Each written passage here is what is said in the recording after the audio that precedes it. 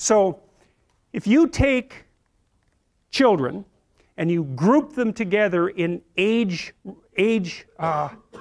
groups defined by age, so let's say you have 32-year-olds, 33-year-olds, 34-year-olds, all the way up to 18. And then you watch them interact, and you code their behavior for kicking, biting, fighting, and property theft, then what you'll find is that the 2-year-olds are by far the most aggressive of the lot. So that's pretty interesting, you know, because you think, well, children are naturally peaceful, and if they're aggressive, it's because they learn it. It's like, no, that's true for a small minority of children. But there's a substantial number of children who are aggressive at 2 by nature. Most of them are male. Now that doesn't mean most children are like that, because they're not. Even if you look at 2-year-olds, who are the most aggressive human beings, most 2-year-olds aren't aggressive, but some of them are. And most of those are male. Okay, so then let's say you identify this cohort of aggressive 2-year-olds, and you track them across time. Track them for the next 2 to 4 years, or track them until they're 4 years old. What you find is the vast majority of the hyper-aggressive male 2-year-olds get socialized perfectly well. So by the time they're 4, they're temperamentally probably still more aggressive, but they've become civilized little monsters, so other people can tolerate them. And that means that they've had parents or peers or educational experiences that enabled them to learn how to interact productively with other kids and to bring their aggressive nature under control. Some of that seems to be mediated by the opportunity to engage in rough and tumble play. And that's one of the things that we know that helps socialize rats, for example. It's vital to them, but it also seems to really be good for socializing young kids. And rough and tumble play, which is something that adult males particularly like to do with young kids, by the way, not before 9 months, because they're just too little, but once they become ambulatory and, you know, kind of puppy-like, so that they're a little bit more robust, then you can play a lot with them, and you can play with them right at the edge of danger too, which kids absolutely go nuts for that. They love that. So when I had little kids, I made this kind of wrestling ring out of these 2 couches that we had that would hook together, and I'd bring them on there and, you know, toss them up in the air and catch them, you know, 8, 10 feet, no, a foot in the air and catch them, and they'd go like this, and then, you know, I'd catch them and they'd laugh, and I'd throw them up and they're all freaked out, and then they'd laugh, and, you know, so they're learning trust with that in an embodied way, and they're also learning, and this is from stretching them out and wrestling them and twisting them around and letting them pull on your hair and hit you and all of those things. They learn deep in their bones exactly what can hurt them and what doesn't, and you want to kind of push them to the edge, you know, so that they can tell the difference between what hurts and what's still within the realm of the game. And you do the same thing when they're wrestling with you, so they learn not to, you know, awkwardly stick their thumb in your eye or do things that are actually painful, like grab your lip and pull it. You know, it's like, no, you let go of my lip, you know. And so that seems to help regulate the aggressive impulses and help the child find a more appropriate embodiment. You could think that what you're doing in some sense when you're rough and tumble playing with kids is teaching them how to dance, because that is what you're doing. You know, you're making them comfortable in their bodies in all of its extension, and building in that kind of body fluency that you see in people who are well situated inside themselves. And so that's something to really think about, you know, and it's appalling. We know that the ability to engage in rough and tumble play among rats inhibits aggression, impulsive aggression among rats. We also know that if you deprive rats of the opportunity to engage in rough and tumble play, they show prefrontal cortical developmental deficits and manifest behaviors that are akin to attention deficit disorder, which you can then treat with Ritalin. And so one of the things that's happening with boys, because they're way more dosed with attention deficit disorder medication than girls, is that their natural proclivity to engage in robust and troublesome active play isn't appropriate for a school environment where you're just supposed to sit down and shut up, and so the kids get hyperactive. And instead of letting them out to run around until they fall over half exhausted, which is exactly what you should do, you know, you medicate them so that their exploratory systems, which are the activity of which is facilitated by the dopaminergic agonist, that's the ADHD medication, suppresses the play function. It's absolutely appalling. There's no excuse for it. You know, but it's a good indictment of the education system, because why in the world would you take 6-year-old kids and get them to sit without moving for 5 hours? Unless you want them to grow up fat and stupid, why in the world would you train them to do that? Well, it's easier. That's one thing. You know, and when they're sitting there, there's nothing disruptive about the rough and tumble play, and that can be quite, you know, play can be quite disruptive.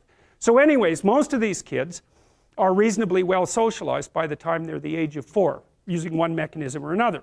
They learn how to regulate their aggression, and they learn how to engage in fictional play structures with other kids. They learn how to cooperate and compete. And the advantage to having a well-socialized disagreeable person is that they really don't let much get in their way.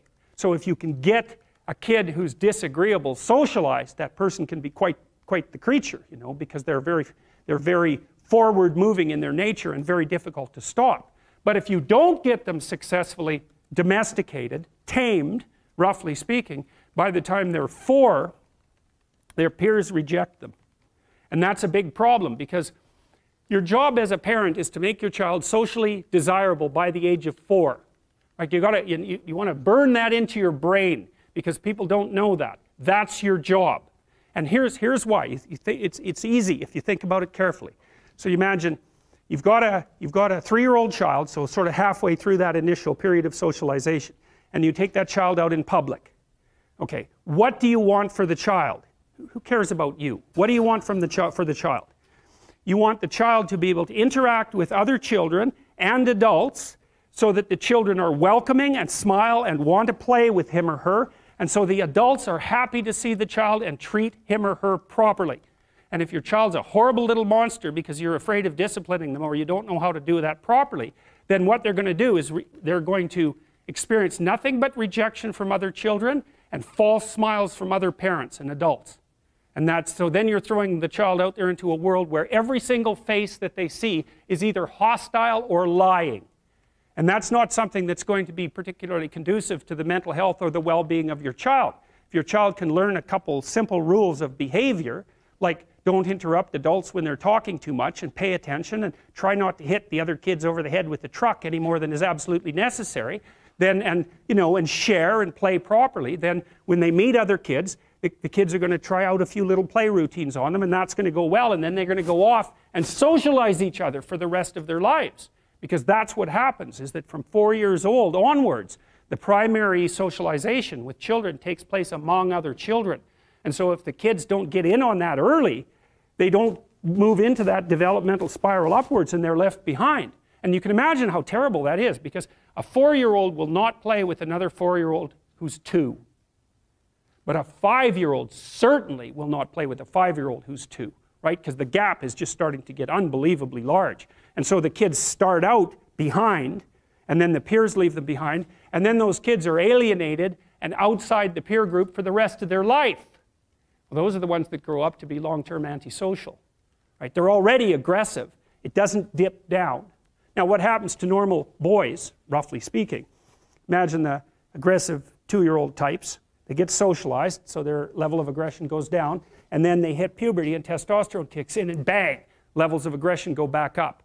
And so that's why males are criminals between the ages roughly of 16 and about 25. So, and it matches the creativity curve, by the way. It's so cool. If you look at the spike of creativity among men, 16 to 25, and it starts to go down, criminality matches that absolutely perfectly. So that's quite cool. So, so the testosterone levels raise the average level of aggression among men. It's more dominance than aggression, actually, and testosterone is by no means all bad. And then it starts to decrease at about age 25 or 26, which is usually when men stop staying up late at night, stop drinking as much, develop a full-time career, and take on the burdens and responsibilities and opportunities that are associated with a long-term partner and family. And so, well, so that's the development of what I would call predatory aggression, because I also think that the agreeableness distribution is probably something like predatory aggression versus maternal sympathy. It's something like that. So if you look at other mammals that are predators, because we're predators as well as prey animals, if you look at other animals like bears, the male bear has absolutely nothing to do with the raising of the infants. In fact, the female bears will keep the male the hell away, because he's likely to kill the infants and maybe even to eat them.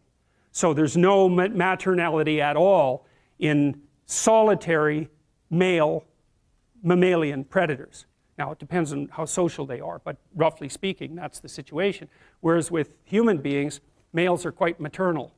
So, but anyways, I think I think the extreme of agreeableness on the low end, so disagreeableness, is predation. And the extreme on the upper end is maternal caring. And those two things compete, right? Obviously, it's very difficult to be both of those at the same time. And so men, of course, in the wild, so to speak, are very, very few women hunt in modern societies or in archaic societies. And you can also understand why that is, because hunting actually requires hurting something, killing it. And it's usually something that's not very impressed about being hurt or killed, and that will emit a lot of distress while it's happening. And so for anybody who's compassionate, who's got compassion as, you know, one of the fundamental elements of their temperament, that's something they're just not going to be able to tolerate at all. So there's, you know, in the evolutionary landscape, because that's really what we're talking about, there's tension behind the development of different modes of being in the world. And if you're good at one thing, that sometimes means that you can't be good at the other thing at the same time.